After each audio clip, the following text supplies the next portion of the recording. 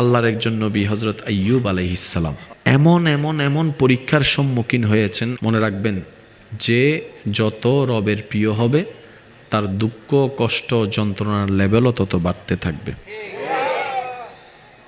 আল্লাহ তাআলা এই পৃথিবীতে যাদেরকে পরীক্ষা করেছেন, সবচাইতে বেশি পরীক্ষা করেছেন নবী রাসূলদেরকে। হযরত আইয়ুব আলাইহিস সালাম যখন সারা শরীরে এই নিয়ামত নিয়ে, আল্লাহর দেওয়া এই নিয়ামত নিয়ে, স্ত্রী যখন বললেন আপনি দোয়া করলে তো কবুল, নবীদের দোয়া তো কবুল, বললেই কবুল, আপনি একটু বলেন না, আল্লাহ আপনাকে সুস্থ করে দেয়, কারণ আপনার কষ্ট তো আমি সইতে পারতেছি না, দেখতে পাচ্ছি না। কারণ স্বামীদের কষ্ট বউরা সইতে পারে না। তখন আইয়ুব নবী বললেন, আমার দোয়া করতে নিজের জন্য লজ্জা লাগতেছে। আশেক কেমন হয়? আমার নিজের পক্ষে নিজের জন্য দোয়া করতে আল্লাহর কাছে লজ্জা লাগতেছে। তোমার কিছু দরকার হলে বলো, আমি তোমার পক্ষ হয়ে আমার রবের কাছে সুপারিশ করব। আশেপাশের কারো যদি কোনো দরখাস্ত থাকে আমাকে বলতে বলো, আমি তার পক্ষ হয়ে রবের কাছে ভিক্ষার হাত পাতব। আমার দুশমনের যদি কিছু চাওয়ার থাকে আমাকে এসে বলতে বলো, আমি রবের কাছে বলবো। আমি আমার জন্য বলবো না, আমার লজ্জা লাগতেছে। আপনার জন্য আপনি চাইবেন, লজ্জা কিসের? বলে যে যিনি বছরের পর বছর সুস্থতা দিয়েছেন। হযরত আইয়ুব আলাইহিস সালাম বলছেন, অন্যের জন্য দোয়া করতে রাজি, নিজের জন্য লজ্জা লাগছে। কেন? যিনি আমাকে এতদিন বছরের পর বছর সুস্থ রেখেছেন, এই কয়েকটা বছর একটু অসুস্থতার নিয়ামত দিছে, আমি যদি এখন নিজের জন্য দোয়া করি, আল্লাহ যদি বলে এতদিন সুস্থতা দিছি, তখন তো কিছু বলো নাই। আমার আল্লাহ আমাকে যা দিয়ে খুশি, আমিও সেটা পেয়ে খুশি। হাত দিতে পারি, পা দিতে পারি, জমিনও দিতে পারি, টাকাও দিতে পারি, কিন্তু আমি আমার মাথা তোমাকে দিব না। কারণ মানব দেহে সবচাইতে সম্মানিত জায়গা হচ্ছে মাথা, মাথার মধ্যে সম্মানিত জায়গা হচ্ছে কপাল। একটা মানব দেহে সবচাইতে সম্মানিত জায়গা মাথা, মাথার মধ্যে সম্মানিত জায়গা। কোন সুস্থ মানুষ কাউকে মাথা দেয় না, কপাল দেয় না, কারণ সেটা তার কাছে সবচাইতে সম্মানিত জায়গা। কিন্তু বড় অদ্ভুত বিষয়, চমৎকার বিষয়, সেই সুস্থ জ্ঞানী মানুষ নিজের স্বইচ্ছায় রবের দরবারে সিজদার মাধ্যমে মাথাও ঝুঁকায় দেয়, কপালও লাগায় দেয়। সুবহানাল্লাহ। জগৎ জিজ্ঞেস করছে, তুমি না মাথা দিবা না, এখন দিচ্ছ কেন? বলে যে অন্য জায়গায় মাথা দিলে ইজ্জত কমে, রবের দরবারে মাথা ঝুঁকালে ইজ্জত বাড়ে। আল্লাহ আমাদের সবাইকে সেই সিজদার মর্ম বুঝার তৌফিক দান করুন। জীবনের সাথে, সিজদার সাথে, নামাজের সাথে বন্ধুত্ব করার আল্লাহ আমাদের সবাইকে তৌফিক দান করুন। আল্লাহ তাআলা কোরআনুল কারীমের মধ্যে বলছেন, ওয়াল আসর ইন্নাল ইনসানা লাফি খুসর। আল্লাহ নিজেই বলছেন মানব জাতি লসে আছে। সূরা আসরে আল্লাহ পাক বলছেন, ইন্নাল ইনসানা লাফি খুসর। আমি আল্লাহ সব জানি, সে জাননেওয়ালা আল্লাহ বলে দিচ্ছি, মানব জাতি লসে আছে। তো আল্লাহ তোমার বান্দাদের ভিতর মধ্যে কি লাভের মধ্যে কেউ নাই? রবে বলে যে হ্যাঁ আছে, আমি তো মেজরিটি পার্সেন্ট লসে আছে সেটা বলেছি, লাভের মধ্যে যে নাই এটা তো বলি নাই। সুবহানাল্লাহ, একটু জোরে। আল্লাহ বলছেন আমার বান্দাদের মধ্যে বেশিরভাগই ইন্নাল ইনসানা লাফি খুসর, তারা লসে আছে। ইন্নাল ইনসানা লাফি খুসর, লসে আছে। আল্লাহ কেউ কি লাভে নাই? বলে যে আছে। আল্লাহ কারা লাভে আছে? রব বলছেন, ইল্লাল্লাযীনা আমানু ওয়া আমিলুস সালিহাত। যারা মুমিন, নেক কাজ করার চেষ্টা করে। আল্লাহ আর কারা? আল্লাহ পাক বলছে ওয়াতাওয়াসাউ বিল হক্কে, এবং যারা হক কথার প্রতি, হক কাজের প্রতি, ভালো কাজের প্রতি আদেশ দেয়, সাথে থাকে। ওয়াতাওয়াসাউ বিস-সবর, এবং যারা ধৈর্যের সাথে বন্ধুত্ব করে। সুবহানাল্লাহ। অর্থাৎ যার ভিতরে ঈমান, ভালো কাজের চেষ্টা, হকের প্রতি আগ্রহ, ধৈর্যের সাথে বন্ধুত্ব, আমার সে সমস্ত বান্দারা লাভে আছে যাদের ভিতরে প্রধানত এই 4টা গুণ থাকবে, তারাই লাভে থাকবে। এবার আমরা কি লসে পড়ে থাকতে চাই না লাভে? তাহলে লাভ থাকার জন্য আমাদের এই সমস্ত শব্দগুলা, কোয়ালিটিগুলা পরিপূর্ণ করতে হবে নিজেদের ভিতরে। আল্লাহ আমাদের সবাইকে আমল করার তৌফিক দান করুন। আচ্ছা, এবার আসুন, আল্লাহ তাআলা বান্দাদেরকে বড্ড ভালোবাসে। 99 ভাগ রহমত নিজের কাছে রেখে 1 ভাগ রহমতকে সৃষ্টিতে বিতরণ করে দিয়েছেন, আর বাকি 99 ভাগ রেখে দিয়েছেন হাসরের ময়দানে বান্দাদেরকে দয়া করার জন্য।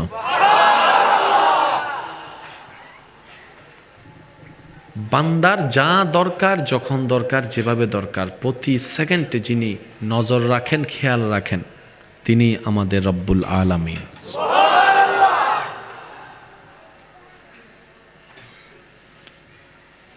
আপনার আমার অনেক ধরনের চাহিদা আছে,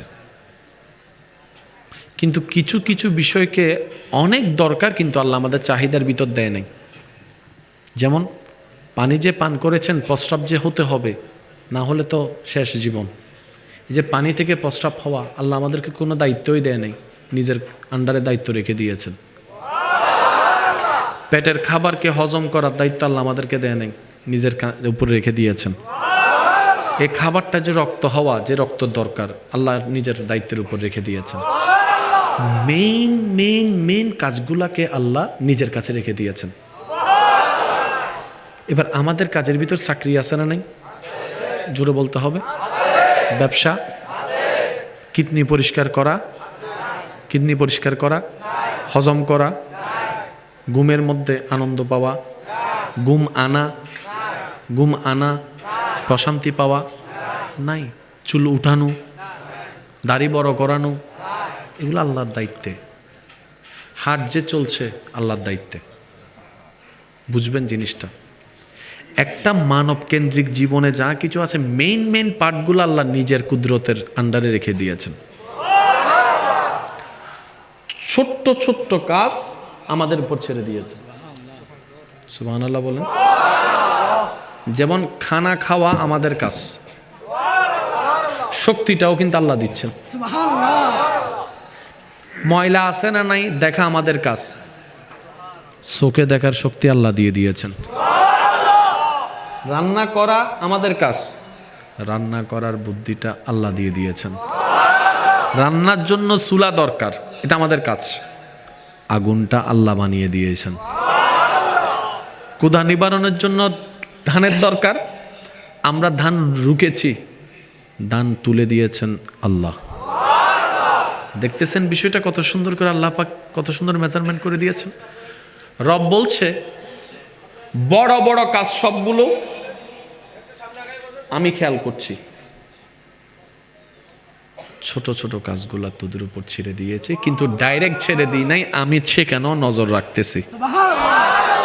কারণ তুই যখন কাজের জন্য ঘর থেকে বের হচ্ছিস, আমি রবের নামটা বলে, তুই বের হওয়া থেকে ঘরে ফিরা পর্যন্ত আমি আল্লাহ সেটা রহমত দিয়ে নিয়ন্ত্রণ করে যাচ্ছি। বলেন সুবহান।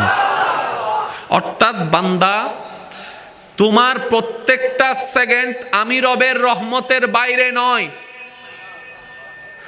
আমি রব না দিলে তোমার কোনো অস্তিত্বই থাকবে না। ও বান্দা, আমি আল্লাহ তোমাকে এত এত ভালোবাসি, তুমি আমাকে ডাকতে ভুলে গেল, আমি দয়া করতে ভুলি না। তোমাকে আমি এমন অনেক কিছুই দিয়েছি যেটা তোমার দরকার ছিল, তুমি নিজেও জানো না। তোমার দরকার কিন্তু তুমি নিজেও জানো না। সেই বিষয়টা পর্যন্ত আমি আল্লাহ খেয়াল রেখেছি।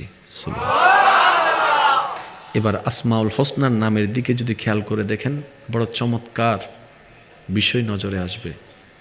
আমাদের স্রষ্টার নাম কি? ওই আল্লাহর কিছু অনেকগুলা গুণবাচক নাম আছে। রহমান আছে, রহিম আছে, সত্তার আছে, গফ্ফার আছে, জব্বার আছে, খালিক আছে, মালিক আছে, সামিউন আছে, বসিরুন আছে, গফ্ফার আছে। আল্লাহ তোমার এত রকমের নাম কেন? রব বলে যে এক একটা নাম এক একটা মহাসমুদ্র, এক একটা নাম এক এক রকমের রং, আর আমার এক একটা নামের তাসির এক এক রকম, রং এক এক রকম, স্বাদ এক এক রকম, কোয়ালিটি এক এক রকম, তার রিয়াকশন এক এক রকম। আর আমি আল্লাহ প্রত্যেকটা নামের গুণ নিজের মধ্যে রেখেছি শুধু তোদের উপর দয়া করার জন্য, তোদের কল্যাণের জন্য। ডাকলে শুনতে হয়, ডাকবে বান্দা, শুনবে আল্লাহ। রব বলে যে তোরা যেন ডাকলে আমি শুনি, সেজন্য আমি সামিয়ে। তোদের অবস্থা জানার জন্য আমার দেখা লাগবে, সেজন্য আমি বসির। আর একটু জোরে বলেন, আর একটু জোরে বলেন। তোদের যে রিজিক লাগবে সেজন্য আমি রাজ্জাক, তোদের যে দয়া লাগবে সেজন্য আমি রহমান। ও বান্দা, তোরা যে গুনাহ করবি সবাই জেনে যাবে, গোপন করার জন্য আমাকে লাগবে, সেজন্য আমি সত্তার। তোদের গুনাহ মাফ না হলে তোরা জাহান্নামে চলে যাবি, সেজন্য আমি গফ্ফার। তোদেরকে আমি জাহান্নাম থেকে জান্নাত দিব, তোদের দরকার, সেজন্য আমি মালিক। ও বান্দা, তোদের চিন্তা করার দরকার নাই তো, আমি আল্লাহ আছি তো তোদের। তোরা শুধু আমাকে একটু স্মরণ করিস, আর স্মরণটা যেন দিল থেকে হয়, মন থেকে হয়, প্রাণ থেকে হয়। কারণ মুখের আওয়াজ আমার দরবারে পৌঁছাতে মুখের আওয়াজ লাগে না, তোর কানে অন্যের আওয়াজ পৌঁছাতে মুখের আওয়াজের শক্তি লাগে, শব্দের প্রয়োজন হয়। আমি রব তো বোবা প্রাণীর আওয়াজটাও শুনতে পাই। সুবহান। তো যখনই ডাকবি আমাকে দিল থেকে ডাকার চেষ্টা করবি, ভালোবাসা নিয়ে ডাকার চেষ্টা করবি, মহাব্বতের গভীর জগতে গিয়ে ডুব দিয়ে আমাকে ডাকার চেষ্টা করবি। তুই যদি ডাকার মতো ডাকতে জানিস, ফাজকুরুনি আজকুরুকুম, ডাকতে দেরি হবে, আমি রবের সাড়া পেতে তোর দেরি হবে না। সুবহান। এবার বলেন, যার অভিভাবক আছে তার কোনো টেনশন, যার মালিক আছে তার কোনো টেনশন, যার মাথার উপর ছাদ আছে তার কোনো টেনশন, যার পায়ের নিচে জমিন আছে তার কোনো টেনশন, যার একজন চালানেওয়ালা আছে তার কোনো টেনশন, যার একজন হাত ধরনেওয়ালা আছে তার কোনো টেনশন, যার একজন দেনেওয়ালা আছে তার কোনো টেনশন। এবার আপনি আমি যেই সমস্ত বিষয় নিয়ে টেনশনে মরে যাচ্ছি, প্রত্যেকটা বিষয় আল্লাহ আমাদেরকে কভার দিয়ে যাচ্ছেন, রহমত দিয়ে যাচ্ছেন। সুতরাং আমাদের টেনশন আছে কেন? আমরা ওয়াফাদার বান্দা হতে পারি নাই। আর যারা ওয়াফাদার বান্দা হওয়ার মতো বান্দা হয়ে গিয়েছে, কারবালার ময়দানে কঠিন মুহূর্তেও ওনারা হাসি মুখে ছিল। বলেন সুবহান। টেনশন ছাড়া। আল্লাহু আকবার।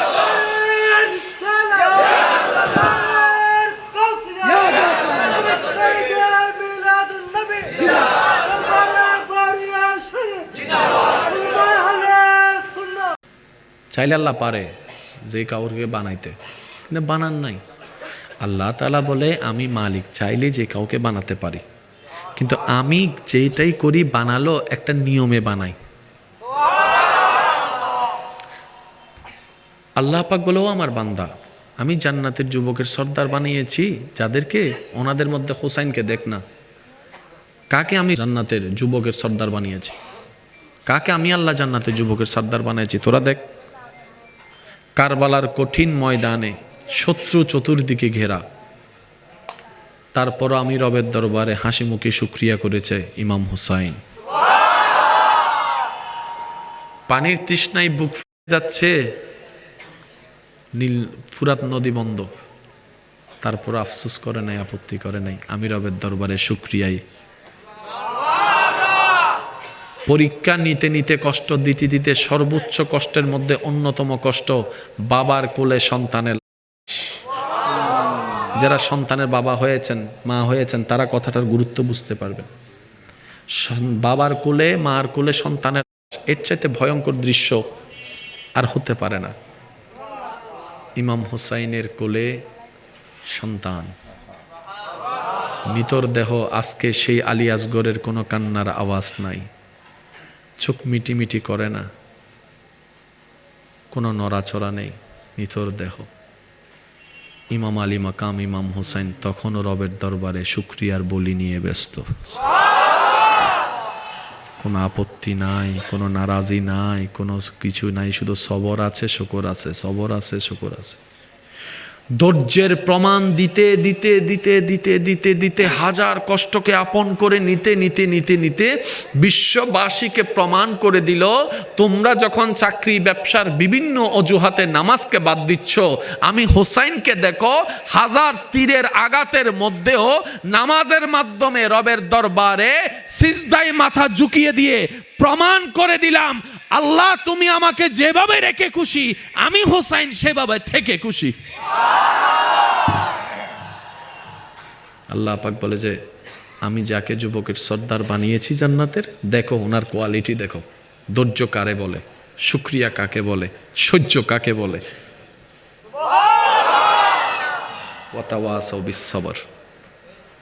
সুবহানাল্লাহ। আল্লাহ আমাদের সবাইকে ধৈর্য, সহ্য, শুকরিয়ার সাথে জীবন যাপন করার তৌফিক দান করুন। কয়েকটা জিনিসকে জীবনের বন্ধু বানালে জীবন বড় সুন্দর হয়ে যাবে। ধৈর্য, সহ্য, শুকর। ধৈর্য, সহ্য, শুকর, এই তিনটার সাথে যদি বন্ধুত্ব করা যায় দিল থেকে, দেখবেন আপনার অন্ধকার রুমেও প্রশান্তির আলো জ্বলবে জ্বলবে। কারণ যে সমস্ত বিষয়গুলা ব্রেইনগুলাকে অস্থির করে, অশান্তি করে, এই তিনটা হচ্ছে বড় অ্যান্টিবায়োটিক। ভিতর থেকে কাজ করবে এমনভাবে আপনার প্রশান্তিতে অন্তর ভরে যাবে, বুকটা আলোকিত হয়ে যাবে। সুবহান।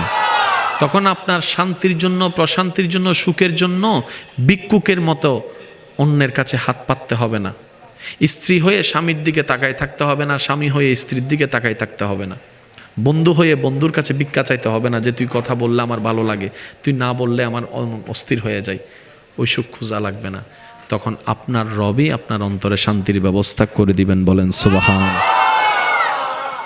আমাদের জীবনের সবচেয়ে অন্যতম ভুলের মধ্যে একটা ভুল কি জানেন? আমরা স্বইচ্ছায় সজ্ঞানে নিজের সুখের চাবিটা অন্যের হাতে তুলে দিছি, যার কারণে ভিক্ষুকের মতো এখন তাকাই থাকতে হয়। ওই ভালোবাসার মানুষ, প্রিয় মানুষটা দিলে পাই, নাইলে পাই না। একটু জোরে বলতে হবে। আমাদের নিজস্ব একটা রাজ্য আমরা তৈরি করতে ভুলে গিয়েছি, যার কারণে ওই ভিক্ষুকের মতো তাকাই থাকতে হয়, স্ত্রী হয়ে স্বামীর দিকে, স্বামী হয়ে স্ত্রীর দিকে। একটু ভালো কথা স্বামী বললে মনটা খুশি হবে, একটু ভালো কথা স্ত্রী বললে মনটা খুশি হবে। মনে রাখবেন, আসছি একা, যাবো একা। আল্লাহ আমাদেরকে পাঠাইছো একা, নিয়ে যাচ্ছ একা। আল্লাহ পাক বলে, বান্দা এই পৃথিবীতে টিকে থাকার জন্য তোর জন্য তুই একাই যথেষ্ট। আমি আল্লাহ তোকে সেভাবে তৈরি করে পাঠিয়ে দিয়েছি। তুই ভিক্ষুক হবি আমি রবের দরবারে, আমি তোকে কারো জন্য ভিক্ষুক হিসেবে বানাই নাই। কেন নিজের অস্তিত্বকে বিলন করে অন্যের কাছে ভিক্ষুক হচ্ছিস? কারো কাছে ভিক্ষুক হইস না, আমি রবের কাছে ভিক্ষুক হয়ে থাক। যে আমি রবের দরবারে ভিক্ষুক হবে, আমার নবী মুস্তাফার দরবারে ভিক্ষুক হবে, সে অন্য জায়গায় বাদশাহী করতে পারবে। সুবহান। প্রত্যেকটা কিছু একটা সিস্টেম আছে। আমরা আসল দরবার ছেড়ে যখন এদিকে চলে আসছি দুনিয়ার মধ্যে, সেজন্য আমরা বাদশাহ হয়েও ভিক্ষুক হয়ে গেছি। দেখেন, দুনিয়াবি বাদশাহী করার জন্য একটা সিংহাসনের দরকার। একটু জোরে বলতে হবে। দুনিয়াবি বাদশাহী করার জন্য একটা সিংহাসনের দরকার, জনমনের ভোটের দরকার, রাজ্যের বাসিন্দাদের একটা মতামতের দরকার, তারপরে বাহিনীর দরকার, টাকার দরকার, রিয়ালের দরকার, ডলারের দরকার, তেলের দরকার। আবার এত কিছু থাকলে হবে না, দেশের মধ্যে একটা জায়গাও বড় থাকার দরকার, তারপরে বিভিন্ন দেশের সাথে সম্পর্ক থাকার দরকার। অনেক কোয়ালিটি মেনটেন করে, অনেক শর্ত পূরণ করে একটা বাদশা হয়। আর যারা আল্লাহর প্রিয় বান্দা হয়ে যায়, গাছতলায় বসেও বাদশাহী, মাথার উপর ছাদ নাই তারপরেও বাদশাহী। আর একটু জোরে, সুন্দর কোনো দালান নাই, তারপরেও বাদশাহী। এবার জগৎ জিজ্ঞেস করে, উনি তো রাজসিংহাসন পেয়ে লক্ষ মানুষ ওনার ভক্ত, ওনার কথা সবাই শুনে, কারণ ওনার সিংহাসন আছে। আপনি তো সিংহাসন ছাড়া বাদশাহী করতেছেন, ওনার জন্য লক্ষ মানুষ পাগল, আপনার জন্য কোটি মানুষ পাগল, ব্যাপারটা কি? এবার হাদিস ডাক দিয়ে বলে, আল্লাহ যখন পৃথিবীতে কোনো মানুষকে, কোনো বান্দাকে ভালোবাসে, জিব্রাইলকে ডেকে বলে, আল্লাহ, এ জিব্রাইল, আমি অমুককে ভালোবাসি, আমি আল্লাহ অমুককে ভালোবাসি, তুমিও আজকে থেকে তাকে ভালোবাসো। আল্লাহর নির্দেশটা শুনে জিব্রাইল ফেরেশতাদের মিটিং কার্যালয়ে এসে ঘোষণাটা শুনিয়ে দেয়, আল্লাহ ওনাকে ভালোবাসে, আমি জিব্রাইল তোমাদের সর্দার ওনাকে ভালোবাসি, সুতরাং তোমরাও আজকে থেকে ওনাকে ভালোবাসা শুরু করো, সম্মান করা শুরু করো। এবার সে বার্তাটুকু জমিনে ফেরেশতারা মানুষের অন্তরে পৌঁছায় দেয়। এবার মানুষের অন্তরে অটোমেটিক তার প্রতি, ওনার প্রতি ভালোবাসা সৃষ্টি হয়ে যায়। সুবহান। একবার দরুদ শরীফ পড়েন, আল্লাহুম্মা সাল্লি আলা সাইয়্যিদিনা মাওলানা মুহাম্মদ ওয়া আলা আলি সাইয়্যিদিনা মাওলানা। আল্লাহ তুমি দয়া করো, নসিব করো মদিনা, সেই মদিনা না দেখাইয়া কবরেতে নিও না। আল্লাহুম্মা সাল্লি আলা সাইয়্যিদিনা মাওলানা মুহাম্মদ ওয়া আলা আলি সাইয়্যিদিনা মাওলানা মুহাম্মদ। সবাই একবার মন থেকে বলি আলহামদুলিল্লাহ। এখানে একটা কথা মনে রাখবেন, সব খারাপ খারাপের জন্য হয় না, কিছু খারাপের মধ্যে ভালোও থাকে। সব নেগেটিভ হয় না, কিছু নেগেটিভে পজিটিভও থাকে। মায়ের খাওয়া বাহ্যিকভাবে খারাপ, এতগুলা ছাত্রের সামনে কানে ধরে দাঁড়ায় থাকা বাহ্যিকভাবে খারাপ, কিন্তু শিক্ষকের সেই মাইরটা না হলে আপনার আমার পড়ালেখা ভালো হতো না, ভালো রেজাল্ট আসতো, ভালো কলেজে চান্স পাওয়া যেত। ওই একটা মায়ের নেগেটিভ লাগলেও বাস্তবতায় সেটা পজিটিভ অনেকগুলা দিক ছিল। এবার বলেন, আল্লাহর শরণ আসাটা সুখের না দুঃখের? একটু সবাই মিলে বললে আমি খুশি হব। আল্লাহর শরণ আসাটা সুখের না দুঃখের? আল্লাহর শরণ আসাটা দুঃখের নাকি শান্তির? আল্লাহর শরণ আসাটা লস নাকি লাভ? কারণ একটা বান্দার জীবনে এর চেয়ে বড় লাভ আর কিছু হতে পারে? এবার একটু খেয়াল করে দেখেন, আমরা সুস্থ ছিলাম, শুকরিয়ার সিজদা দিতে পারি নাই। আমরা ব্যবসায় লাভ করেছি, শুকরিয়ার সিজদা দিতে ভুলে গিয়েছি। আমরা সন্তান লাভ করেছি, আমরা শুকরিয়ার আওয়াজটুকু করতে ভুলে গিয়েছি। আমরা পরীক্ষায় পাশ করেছি, বন্ধুদের সাথে সেই পাশের শব্দটাকে শেয়ার করেছি, কিন্তু সবার কথা মনে রাখলেও, মেসেজ দেওয়ার কথা স্মরণ থাকলেও ওই রবের দরবারে যে একটা সিজদা দেওয়ার কথা ছিল ওইটা ভুলে গিয়েছি। আমি যখন স্বপ্ন পূরণ হলো, চাওয়া পূরণ হলো, ইচ্ছা পূরণ হলো, আনন্দটা চেহারা দিয়ে হাসির মাধ্যমে প্রকাশ করতে পেরেছি, সবাইকে বুকের সাথে জড়িয়ে ধরে আনন্দের ভাগাভাগি করতে পেরেছি, কিন্তু রবের দরবারে শুকরিয়া করাটা ভুলে গিয়েছি। আল্লাহর একজন নবী হযরত আইয়ুব আলাইহিস সালাম এমন এমন এমন পরীক্ষার সম্মুখীন হয়েছেন, আপনি আমি আমরা হলে টিকতেও পারতাম না, টিকার কল্পনাও করতে পারতাম না। মনে রাখবেন, যে যত রবের প্রিয় হবে তার দুঃখ, কষ্ট, যন্ত্রণার লেভেলও তত বাড়তে থাকবে। আল্লাহ তাআলা এই পৃথিবীতে যাদেরকে পরীক্ষা করেছেন, সবচেয়ে বেশি পরীক্ষা করেছেন নবী রাসূলদেরকে। সুবহানাল্লাহ, সবচাইতে বেশি নবী রাসূল। হযরত আইয়ুব আলাইহিস সালাম যখন সারা শরীরে এই নিয়ামত নিয়ে, আল্লাহর দেওয়া এই নিয়ামত নিয়ে, স্ত্রী যখন বললেন আপনি দোয়া করলে তো কবুল, নবীদের দোয়া তো কবুল, বললেই কবুল, আপনি একটু বলেন না আল্লাহ আপনাকে সুস্থ করে দেখ, কারণ আপনার কষ্ট তো আমি সইতে পারতেছি না, দেখতে পাচ্ছি না, কারণ স্বামীদের কষ্ট বউরা সইতে পারে না। তখন আইয়ুব নবী বললেন আমার দোয়া করতে নিজের জন্য লজ্জা লাগতেছে। আশেক কেমন হয়, আমার নিজের পক্ষে নিজের জন্য দোয়া করতে আল্লাহর কাছে লজ্জা লাগতেছে। হযরত আইয়ুব নবী বললেন কি, আমার নিজের জন্য আল্লাহর কাছে কিছু চাইতে আমার লজ্জা লাগতেছে, তোমার কিছু দরকার হলে বলো, আমি তোমার পক্ষ হয়ে আমার রবের কাছে সুপারিশ করব। আশেপাশের কারো যদি কোনো দরখাস্ত থাকে আমাকে বলতে বলো, আমি তার পক্ষ হয়ে রবের কাছে ভিক্ষার হাত পাতব। আমার দুশমনরে যদি কিছু চাওয়ার থাকে আমাকে এসে বলতে বলো, আমি রবের কাছে বলবো। আমি আমার জন্য বলবো না, আমার লজ্জা লাগতেছে। আপনার জন্য আপনি চাইবেন, লজ্জা কিসের? বলে যে যিনি বছরের পর বছর সুস্থতা দিয়েছেন, সুবহানাল্লাহ। আশেক প্রেমিক কেমন হয় দেখেন।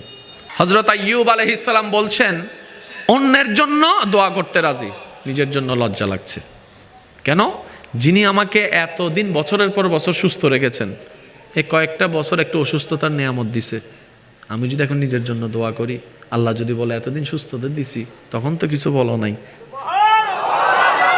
আমার আল্লাহ আমাকে যা দিয়ে খুশি, আমিও সেটা পেয়ে খুশি। তো বাস্তবতা হচ্ছে অসুস্থতা থাকলে চেহারা মলিন থাকে, সুস্থ হলে চেহারা আনন্দ হয়, এটাই বাস্তব। কিন্তু আল্লাহর প্রেমিক, আল্লাহর আশেক আইয়ুব নবীর বেলায় বিষয়টা ছিল ভিন্ন। যতদিন অসুস্থতা ছিল চেহারার মধ্যে প্রশান্তির হাসি ছিল। জোরে, যতদিন অসুস্থতা ছিল আপনরা চলে যাচ্ছে, মানুষের বদনাম করতেছে। এখানে আরেকটা বিষয় আছে, ইজ্জতে আঘাত। সেটা কি? অনেকে হয়তো এলাকার মানুষ বলা বলি শুরু করছে, এরে বন্ড নবী আনা দেখতেছি, নিজেরে নবী দাবি করছে, আল্লাহর পরিত বর্ণনা করছে, আল্লাহর প্রেরিত বলছে, তো নবী হলে এত কষ্ট পাচ্ছে কেন, নবী হলে এত রোগ কেন, হাজার জনের হাজার কথা, সব কিছু শুনে ধৈর্য ধরা বড় কঠিন বিষয়। আইয়ুব নবী হাজার কষ্টের মধ্যেও প্রশান্তির হাসি আর শুকরিয়ার বাণী, সুবহানাল্লাহ। কিন্তু যখন আল্লাহ সুস্থতা দান করেছেন, ওনার প্রিয় মানুষ সবার মুখে হাসি ফুটেছে, আইয়ুব নবীর চেহারাটা মলিন হয়ে গেছে। জগৎ প্রশ্ন করে, হুজুর, ও আল্লাহর নবী অসুস্থ ছিলেন, চেহারার মধ্যে একটা আনন্দের গ্লো দেখেছি, এখন সুস্থ হয়েছেন, আরো বেশি আনন্দ হওয়ার কথা, ব্যাপারটা কি? আমরা হলে তো সুস্থ হলে আনন্দ হই। আইয়ুব নবী বললেন, তোমরা বুঝবা না, যতদিন আমি অসুস্থ ছিলাম দেহ আমাকে কষ্ট দিয়েছে, আত্মীয় স্বজন আপনরা আমাকে নিয়ে ঠাট্টা করেছে, তাদের কথা আমাকে কষ্ট দিয়েছে। শরীরের শোয়ার ক্ষমতার চাইতে বেশি শারীরিক কষ্ট আমাকে কষ্ট দিয়েছে।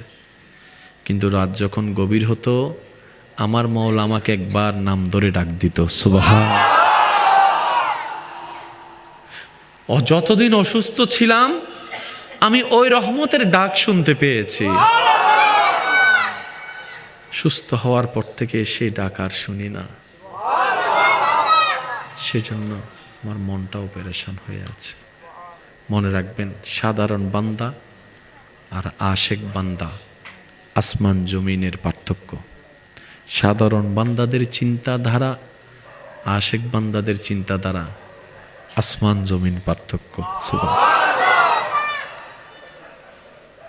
আল্লাহর হুকুমে, আল্লাহর নির্দেশে জিব্রাইল আমিন ফেরেশতা ইব্রাহিম নবীকে পরীক্ষা করার জন্য জমিনে তশরিফ এনেছেন, সুবহানাল্লাহ। ইব্রাহিম নবী আপন কাজে ব্যস্ত পাল নিয়ে, জিব্রাইল ফেরেশতা মানবের রূপ নিয়ে দূরে গাছতলায় বসে বসে আল্লাহ আল্লাহ নামের জিকির করা শুরু করেছে। ইব্রাহিম নবী পাশ দিয়ে হেঁটে যাওয়ার সময় সেই মিষ্টি সুরের রবের নামের জিকিরটুকু কানে শোনার পরে উনি দাঁড়িয়ে গিয়েছেন। দাঁড়িয়ে দূর থেকে জিব্রাইলের করা সেই আওয়াজটুকু শুনতেই আছেন, শুনতেই আছেন, শুনতেই আছেন। সুবহান। যখন জিব্রাইল, মানবরূপী জিব্রাইল যখন জিকির করা বন্ধ করেছেন, আল্লাহর বন্ধু খলিলুল্লাহ ইব্রাহিম নবী দৌড়াই আসলেন ওনার কাছে। ভাই, আপনি আমার রবের নামের এত সুন্দর জিকির করতেছেন, শুনে মনটা আনন্দিত হয়ে যাচ্ছে, করতেছেন, আবার করেন। তো জিব্রাইল আলাইহিস সালাম, মানবরূপী জিব্রাইল ফেরেশতা ইব্রাহিম নবীকে বললেন, আমি এতক্ষণ করেছি আমার স্বইচ্ছায়, এখন যদি আপনি আমাকে অনুরোধ করেন তাহলে আমার লাভ কি? ইব্রাহিম নবী বললেন, আমার যতগুলো দুব্বা ছাগল আছে অর্ধেক আপনাকে দিয়ে দিব, তারপরে রবের নামে জিকির শুনুন। জিকির শোনালেন, অর্ধেক দিয়ে দিলেন, জিকির বন্ধ করে দিলেন। ইব্রাহিম নবী আবার বললেন, আরেকটু রবের নামের জিকির শোনান না, আমার রবের নামটা আরেকটু শোনান না আমাকে। তো এইবার কি দিবেন? বলে যে বাকি অর্ধেক দিয়ে দিব। জিকির করলেন, বাকি অর্ধেক দিয়ে দিলেন। তো এইবার তো দেওয়ার মতো আর কিছু নাই। ইব্রাহিম নবী বললেন, ভাই আরেকটু শোনান না, আপনি জিকির করতেছেন আল্লাহর, বেশি সুন্দর লাগতেছে, আরেকটু শোনান। আপনার তো কিছু নাই, দিবেন কি? এগুলো চড়ানোর জন্য একটা মানুষ লাগবে না? আমি ইব্রাহিম, আল্লাহর নবী, আপনার খাদেম হয়ে এগুলো চড়াবো, আমার তারপরে একটু জিকিরটা শোনান। জিব্রাইল ফেরেশতা বলতেছে, ও ইব্রাহিম নবী, আমি স্যালেন্ডার, আল্লাহ আপনাকে খলিলুল্লাহ বানাইছে, বন্ধু বানাইছে, আমি একটু দেখতে চাইছি আল্লাহর বন্ধু কেমন হয়। আমার বোঝা হয়ে গেছে, আমি কোনো মানুষ না যে আমার ছাগল লাগবে, আপনার ছাগল আপনার কাছে রাখেন। সুবহান। সেজন্য আল্লাহর কাছে সবসময় ফরিয়াদ করবেন, আল্লাহ আমাকে যদি তুমি 1,00,000 বছরও হায়াত দাও, আমি আমাকে চিনি, আমি কত বড় বাটপার, আমি কত বড় অপরাধী, আমি কত বড় জালেম, জুলুমকারী। আল্লাহ আমি জানি, কোটি বছর হায়াত দিলেও আমি তোমাকে খুশি করে কবরে যাওয়ার কোনো যোগ্যতা আমার কাছে নাই, কারণ আমি একটা ভালো কাজ করলে 10টা ভুল করি। সেজন্য রবের কাছে সবসময় ফরিয়াদ করবেন, ইয়া রব তুমি নিজ গুণে নিজ দয়ায় আমাকে তোমার প্রিয় বান্দার লিস্টিতে শামিল করে নাও। আল্লাহ আমি পারবো না, আমি স্যালেন্ডার, কিন্তু তোমার দয়ার ভিক্ষা চাই।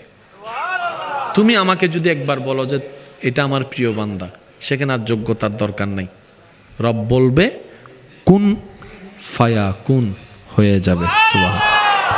আর একটু জোরে বলেন না সুবহান আল্লাহ। তো রবের প্রিয় বান্দা হওয়ার জন্য নামাজের দরকার আছে না নাই?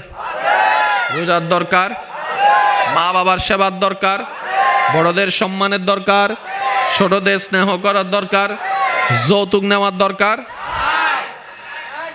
খাওয়ার দরকার, ইফটিজিং করার দরকার, ফেম ফিরিতি করার দরকার, অবৈধ কাজ করার দরকার, 1 নাম্বার বলে 2 নাম্বার দেওয়ার দরকার, মানুষকে কষ্ট দেওয়ার দরকার। আল্লাহ আমাদের সবাইকে বুঝার তৌফিক দান করুন। কষ্ট নিয়েছেন আমার কথায়? আল্লাহর প্রিয় বান্দা হওয়ার জন্য বেশি বেশি ইস্তেগফার করতে হবে, বেশি বেশি ইস্তেগফার। আল্লাহর কাছে যে যত বেশি ক্ষমা চাইবে, রবের রহমত তার উপর তত বেশি আসতে থাকবে। সেজন্য ইস্তেগফারের সাথে বন্ধুত্ব করতে হবে, ইনশাআল্লাহ। আরেকটু আস্তে করে বলেন। আর উম্মত হিসেবে নবীর উপর বেশি বেশি দরুদ। তো সেই জন্য আমি ছোট্ট মানুষ হিসেবে একটা পরামর্শ দিতে চাই, সারা দিনে যতক্ষণ পারবেন অজুর সাথে থাকার চেষ্টা করবেন। প্রথম কাজ এটা, সকালবেলা ঘুম থেকে উঠে প্রথমেই অজু, যতক্ষণ রাখতে পারেন। একদিনে তার 24 ঘন্টা পারবো না আমরা, একদিনে হয়তো 1 ঘন্টা পারবো, আজকের 1 ঘন্টা আগামী দিনের 1.5 ঘন্টা হয়ে যাবে। আপনি অজু বানানো অবস্থায় কাটানো সময়টা আর অজু ছাড়া কাটানো সময়টা একটু পার্থক্য করে দেখলে দেখবেন, আপনি নিজেই বুঝতে পারবেন। খাওয়ার আগে কি বলতে হয়? এক কথায় বলেন, খাওয়ার আগে কাকে স্মরণ করতে হয়? আমি জানি না আপনাদের কখনো এটা নজরে পড়েছে কিনা, দুপুরবেলা এবং রাতের বেলা 2 বেলা খাবার সময় একটু পার্থক্য আপনি নিজেই করে দেখবেন। এক বেলায় রবের নামকে স্মরণ করে খাবেন, আরেক বেলায় রবের নাম স্মরণ করা ছাড়া খাবেন।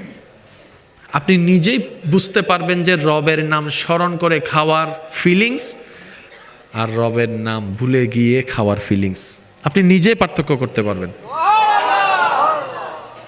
এগুলা বুঝার জন্য আহামরি কিছুর দরকার নাই, সুন্দর একটা মনের দরকার হয়। করে দেখবেন, তখন আপনি নিজেই রিয়েলাইজ করতে পারবেন আসলে বান্দার জীবনে রবের নাম ছাড়া, রবের জিকির ছাড়া আসলে কিছুই নাই, আসলে কিছুই নাই। আল্লাহ আমাদের সবাইকে আমল করার তৌফিক দান করুন। তো বেশি বেশি আল্লাহর কাছে ক্ষমা চাইলে মর্তবা বাড়ে। গুনাহগার যখন ইস্তেগফার করে, তওবা করে, ক্ষমা চায়, গুনার মাফ হয়। সুবহানাল্লাহ বলবেন না? গুনাহগার যখন তওবা করে, গুনাহ মাফ হয়। তো গুনাহ যাদের নাই তারাও তওবা করে কি করে না? তো ওনাদের কি হয়? তওবা ইস্তেগফার এমন একটা নিয়ামত, যে অবস্থায় করবেন সে অবস্থায় লাভ। গুনাহ অবস্থায় করলে গুনাহ মাফ, আল্লাহ দয়া করে আপনার গুনাহ মাফ করে দিয়েছে, আর কোনো গুনাহ নাই মনে করেন, এরপর আপনি তওবা করতেছেন, তখন আপনার মর্যাদা বাড়তে থাকবে, মর্যাদা বাড়তে থাকবে, মর্যাদা বাড়তে থাকবে, মর্যাদা বাড়তে থাকবে, মর্যাদা বাড়তে থাকবে। সেজন্য ইস্তেগফারের সাথে বন্ধুত্ব করতে হবে।